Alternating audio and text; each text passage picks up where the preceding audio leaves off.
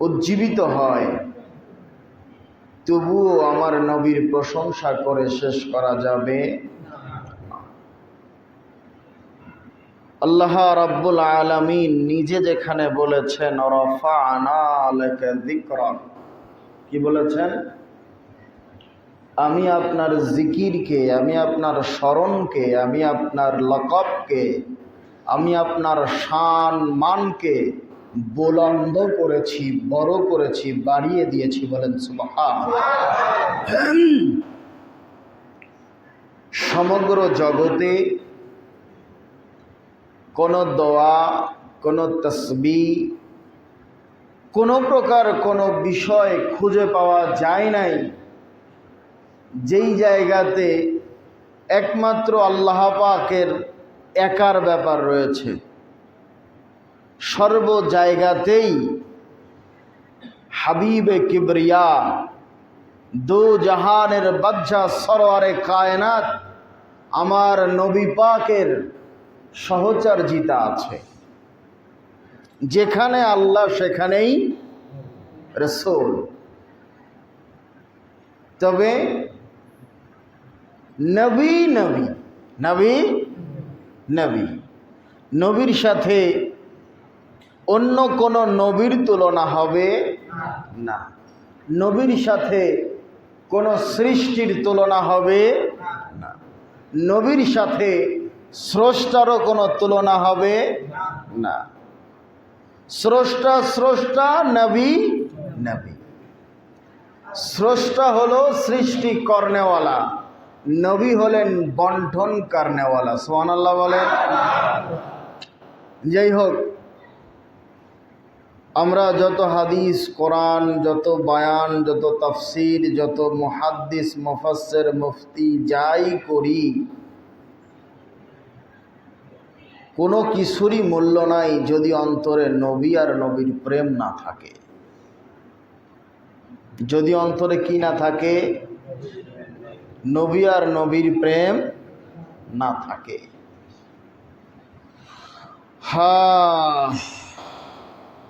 আপনাদের কাছে আজকে আমি আপনাদের পরিচিত কিছু কথা আজকে আবার বলবো, কিন্তু তার আগে আমাকে কথা দিতে হবে যে রাসূলের প্রেম নিয়ে শুনবো আর সেগুলো মানবো, মেনে চলবো। রাজি আছেন সবাই? হ্যাঁ? আল্লাহ পাক সকলকে মানার তৌফিক এনায়েত করুক। সকলে বলেন আমিন। আল্লাহ তাআলা কোরআনুল মাজিদের সূরা তাওবার আয়াত নম্বর 34 এর মধ্যে ঘোষণা করেছেন, ইয়া আইয়ুহাল্লাযীনা আমানু, তোমরা যারা ঈমান এনেছো, হে ঈমানদার গণেরা,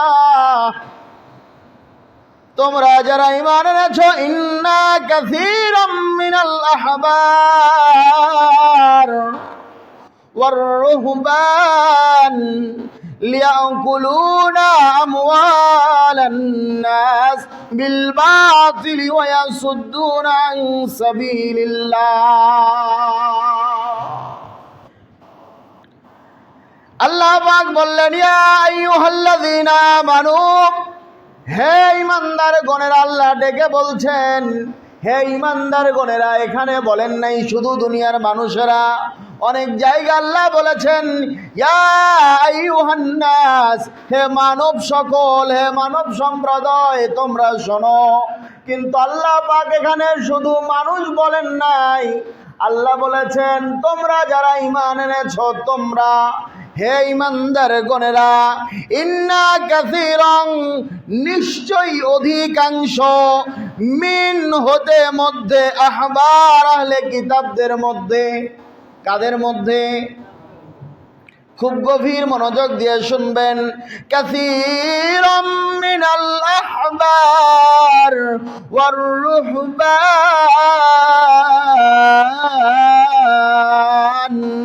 লিয়াকুলুনা আমওয়ালান নাস বিল বাতিলি ওয়া ইয়াসুদ্দুনা আন সাবিলিল্লাহ। হে ঈমানদার গণেরা, তোমরা শোনো। আহলে কিতাবদের মধ্যে এরা তো যারা তোমরা যাদেরকে দেখছো, মুসলমানদের সামনে যখন কোরআনের আয়াত এসে গেল, যখন তারা কোরআনের আয়াতকে অস্বীকার করতে শুরু করে দিল, আহলে কিতাবদের একদল আলেম, কাদের? আহলে কিতাবদের মধ্য থেকে তারাও আলেম। তারা কি? এবার মুসলমান যারা ইমানদার, যারা ইমান এনেছে, তাদের মধ্যে কিছু জ্ঞানী মানুষ ছিল, তাদের মধ্যে কিছু প্রশ্নবিদ মানুষ ছিল, তাদের মধ্যে কিছু মানুষ ছিল বিচক্ষণ, সব কিছু খতিয়ে দেখার চেষ্টা করত। এই মানুষগুলো যখন খোঁচানো শুরু করলো খতিয়ে দেখার জন্য, নবী আলাইহিমুস সালামকে বলতে শুরু করেছে, আমার নবী পাককে বলতে শুরু করেছে, ইয়া রাসূলুল্লাহ, ইয়া হাবিবাল্লাহ, হুজুর, এই যে যাদেরকে দেখতে পাচ্ছি ওরাও তো আলেম, আহলে কিতাবদের বড় বড় পণ্ডিত, ওরা তো আলেম, ওরা তো আলেম, ওরাও তো বলছে এটা সত্য নয়। ওরা আলেম হলে আপনার ওহির ব্যাপারে মাত্র কয়েকজন ব্যক্তি তারা ঘোষণা দিল, আপনার আত্মীয় হয় সেই ব্যক্তি আলেম ঘোষণা দিল, কিন্তু তারা তো আলেম, তারা তো আপনাকে স্বীকৃতি দিচ্ছে না। এই রকম কিছু আনুষঙ্গিক বিষয় সামনে উপবেষ্টন করা হলো। আল্লাহর পক্ষ থেকে কোরআনে পাক নাজিল হয়ে গেল, আহলে কিতাবদের মধ্যে তারা আলেম। জোরে বুঝবেন, খুব গভীর মনোযোগ দিয়ে বুঝবেন। আহলে কিতাবদের মধ্যে অধিকাংশই আলেম, অধিকাংশই আলেম যারা মানুষের ফাঁকি দিয়ে খাবার খায়। বুঝতে পারেননি? ওয়ায়াসুদ্দুনা আন সাবিলিল্লাহ, আর তারা আল্লাহর থেকে মানুষকে দূরে সরায় রাখে। তারা তাদের প্রতি মানুষকে আকৃষ্ট করে। কাদের প্রতি? মানুষকে তাদের প্রতি ভুল ভাল বুঝিয়ে আকৃষ্ট করে রাখে।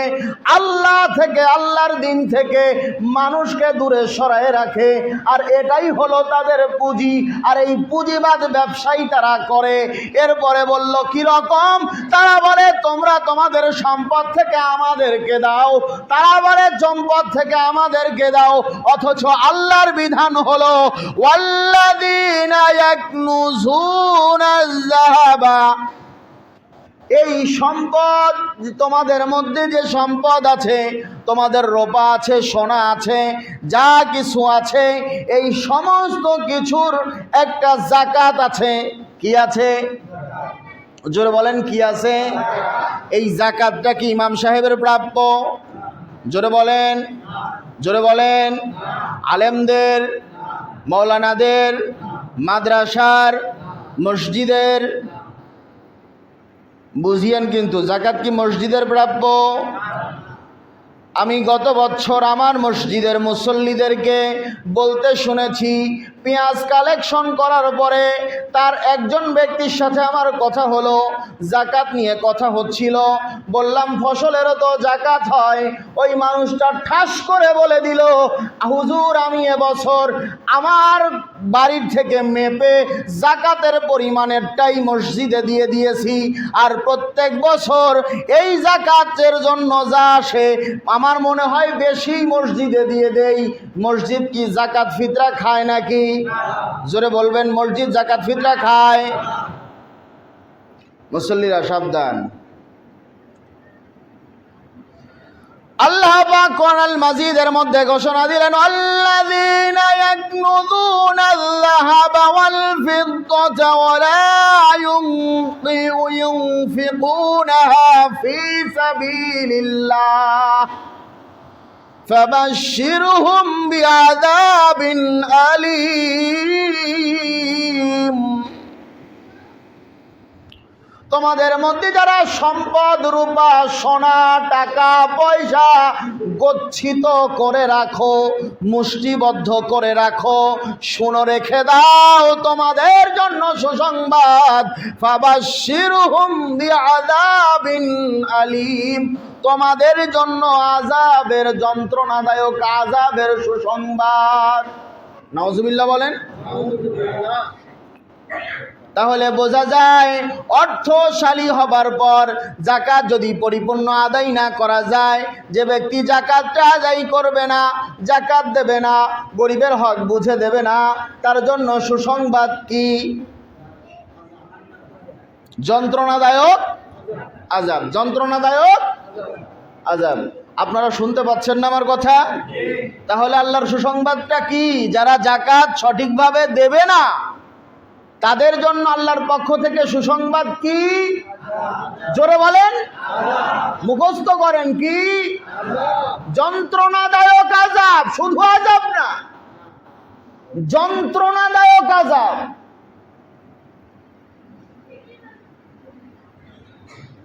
এই ব্যাপারে কয়েকজন আলেম তার যোগ্য মতামত পেশ করেছেন, বিভিন্ন জন বিভিন্ন কথা বলেছেন। তবে সবার কথার সারমর্ম হলো এতটুকুই, যদি কোনো গরিবের মাল তুমি ফাঁকি দিয়ে খাও, কিন্তু কোনোদিন কোনো গরিবের সম্পদ তুমি নিজে হস্তক্ষেপ করে খাও নাই। কীরকম ভাবে খাও নাই? তার জমি ছিল, তুমি তার জমি কেড়ে নাও নাই। তার ঘর ছিল, তুমি তা কেড়ে নাও নাই। তার হাতের টাকা তুমি তার কাছ থেকে কেড়ে নাও নাই, কিন্তু তুমি গরিবের মাল অপহরণ করেছো। আশ্চর্য ব্যাপার হুজুর, এগুলো কিছুই করলাম না, তার মাল কিভাবে অপহরণ করলাম? তোমার প্রতিবেশী গরিব, তুমি অর্থশালী, তুমি তাকে যাকাত প্রদান করো নাই, তুমি তাকে ফিতরার টাকাটা দাও নাই। তোমার মিসকিন ছিল, এতিম ছিল, তুমি তাদের হকগুলো বুঝে বুঝে দাও নাই। আজকে তুমি তোমার টাকায় বছর শেষে যেই যাকাত এসেছে তা হিসাব করে না দেওয়ার পরে তুমি যখন নিজের মধ্যে 1 টাকাও যদি থেকে থাকে, সারাটা জিন্দেগি তুমি হারামখোর, হারামখোর, হারামখোর। আমার কথা আল্লাহ রাব্বুল আলামিন বলছেন, ইয়াউমা ইউহমা আলাইহা ফি নারি জাহান্নাম فتقوى بها جباههم وجنوبهم وظهورهم هذا ما كنزتم لأنفسكم فذوقوا ما كنتم تكنزون।